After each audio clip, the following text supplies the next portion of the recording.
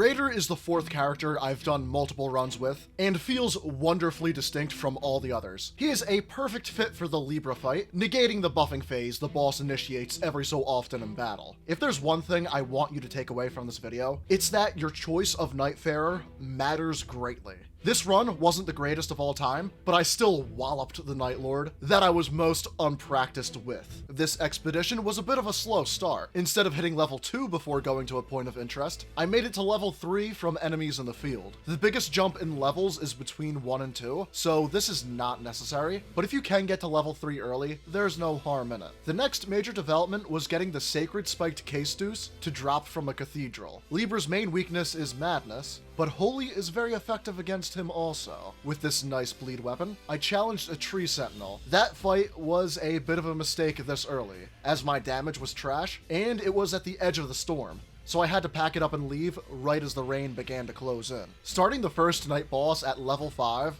is one of the lowest levels I've been at in a long while. The fight was against O'Neill, and I probably could have beaten him at an even lower level. After about half health, I spammed light attacks to proc a bleed and force a stance break to close out the night. The first objective on day 2 was not the damaged tree sentinel, but an Erd tree avatar in the area. They are resistant to holy damage and immune to bleed, making the spiked case deuce a terrible weapon to fight them with. Terrible or not, they are the easiest day 2 field boss to handle. Now at level 9 and emerging from a nearby mine, I shredded the tree sentinel that took me so long to whittle down on day 1. He dropped me the Rotten Staff, a weapon that is slowly becoming my favorite as Raider. This Nightfarer is of course built around using huge weapons, and the Scarlet Rot it inflicts works on every Night Lord you can face. Before heading to the castle, I picked off a Leonine Misbegotten and got a rune acquisition boost. The grafted Scion in the basement was no match for a tanky character with a purple blood loss fist weapon. My good fortune continued, with the Magma Worm being the top castle boss. I used Raider's ultimate to halt his charging attack, and bonked him a few times with the Rotten Staff to reach level 13.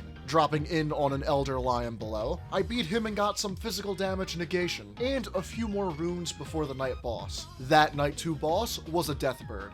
Now, in my videos, I usually don't show the whole fights and stick to highlights. However, this whole fight is a highlight. Smashing one of these guys in the head is beyond satisfying, as they are a part of the handful of difficult bosses I avoid if I can. This time, I procced an early rot on him, and did not even let him fire off a ranged attack. Easiest Deathbird I've recorded yet. I was only level 14 for the Night Lord, but with 3 quick revives, 2 turtlenecks, and a Crimson Burst crystal tier, I was still sitting pretty. The differences between level 15 and 14 are minimal. As long as you're at least level 12 at the end of your run, you'll be very close to your maximum power. There were no good looking deals, and the time was ripe for a fight. As Libra transformed, I executed one heavy swing to proc Rot instantly. Taking a few hits at the start of the fight didn't feel too great, but it did give me the buffed version of my skill, which is necessary to break him out of his meditative bubble. For a faster moveset while the Rot is active,